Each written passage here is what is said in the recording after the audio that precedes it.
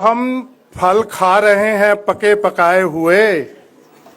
आज जो हम फल खा रहे हैं पके पकाए हुए, ये पेड़ है मेरे पुरखे के लगाए हुए। आज जो फल खा रहे हैं हम पके पकाए हुए, ये पेड़ है मेरे पुरखे के लगाए हुए। अगर आज नए पेड़ नहीं लगाएंगे तो आने वाले बच्चे फल कहां से खाएंगे। साथियों, मैं भारतीय संविधान को सारी धार्मिक किताबों से महान मानता हूं। मैं इसकी पूजा नहीं करता। मैं जहां भी मुझे समय मिलता है, देश में भी विदेश में भी, मैं इसका प्रचार करता हूं। अगर आज मैं विदेश में हूं और पढ़ लिख सका हूं और बिजनेस में जा सका हूं, तो केवल इसी संविधान की वजह से जा सका हूं। मुझे याद है, मैं जब अपने माँ बाप की हालात देखता था बचपन में, और जब मैं आज अपनी हालात देखता हूं, तो कई बार इस पे मैं विचार करता हूं कि ये इतना बड़ा परिवर्तन जो 2-3 पीढ़ियों में आ गया, ये किसकी वजह से आया। हमारे पास लाखों करोड़ों देवी देवता, संत महंत, ना जाने क्या कुछ था हमारे पास, लेकिन हमारे पास बाबा साहब अंबेडकर नहीं था। बाबा साहब अंबेडकर आए और बाबा साहब अंबेडकर ने ये ऐलान किया। बाबा साहब अंबेडकर ने जो ऐलान किया, मैं सफाई कर्मचारी का बेटा जिसके हाथ में झाड़ू था कभी, कि हे सफाई कर्मचारी के बेटे, तू दुनिया की सफाई कर्मचारी रहने के लिए पैदा नहीं हुआ। मैंने भारतीय संविधान लिख दिया और संविधान में हर एक आपको अधिकार दे दिया। तू जो भी चलना बनना चाहे आज बन सकता है। यही भारतीय संविधान की करामात है। तो मुझे लगा कि मुझे बाबा साहब ने जब ये कहा कि जय मैंने तेरे हाथ से झाड़ू छीन लिया और कलम पकड़ा दी, अब इस कलम से जितनी भी बढ़िया से बढ़िया अपनी तकदीर लिख सकता है लिख ले। और जिस दिन तू अपनी तकदीर लिखेगा, जे लक्ष्मी, जे सरस्वती, ये सब तेरे कदमों में पड़ी होंगी।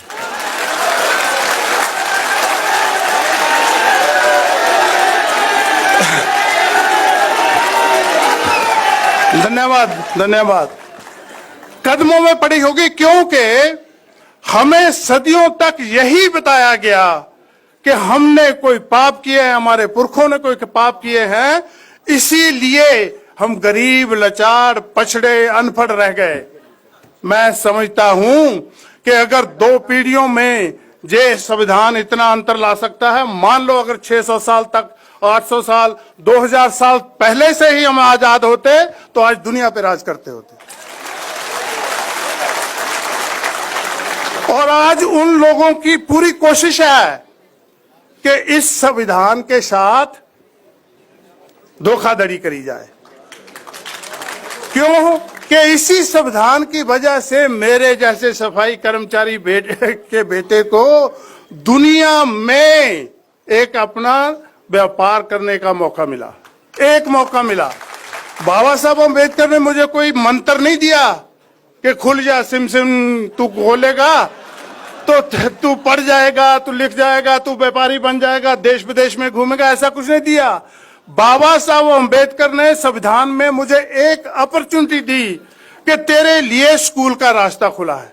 स्कूल जाएगा, यूनिवर्सिटी का रास्ता खुला है। यूनिवर्सिटी जाएगा, जो भी प्रोफेशन अपना तय करेगा, उस प्रोफेशन के बाद जिस भी रास्ते पे चलेगा, व्यापार के रास्ते पे चलेगा, अच्छी जॉब पे रास्ते के चलेगा, सारे के सारे खुले हैं। एक मौका। और साथियों, जिस दिन बाबा साहब संविधान लिख रहे थे, एक हाथ में कलम और एक हाथ से थमाया हुआ संविधान, लिख रहे थे और इतना बड़ा परिवर्तन, इतना बड़ा संविधान लिख दिया। आज करोड़ों लोग, हम तो जहां थोड़े ही हैं, आज करोड़ों लोग पढ़े लिखे उस संविधान को बचाने के लिए सक्षम नहीं हो पा रहे। मुझे दुख हो रहा है इस बात का कि इसी दिल्ली की संसद के सामने 8 नवंबर 2018 को संविधान को जलाया गया।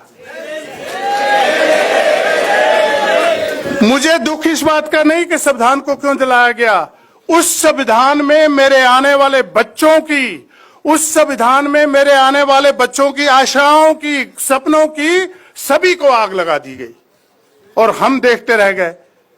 आज हम 1 नहीं, 2 नहीं, 3 नहीं, 10 नहीं, करोड़ों में हैं, करोड़ों हाथ हैं हमारे पास, करोड़ों टांगे हैं चलने के लिए, फिर भी हम उस संविधान को बचाने के लिए सक्षम नहीं हुए। जे इस पे हमें विचार करना चाहिए। मेरे साथी ने कहा ना कि संविधान और सावधान, इस पे हमें सावधानी लेनी चाहिए कि ये क्यों हो रहा है। और जब तक दुनिया में कहीं भी आप देखेंगे, जिन लोगों को भी आजादी मिली है उन्होंने बहुत बहुत अत्याचार सहे हैं और बहुत बहुत दुख के साथ गुजर के उनको आजादी मिली है।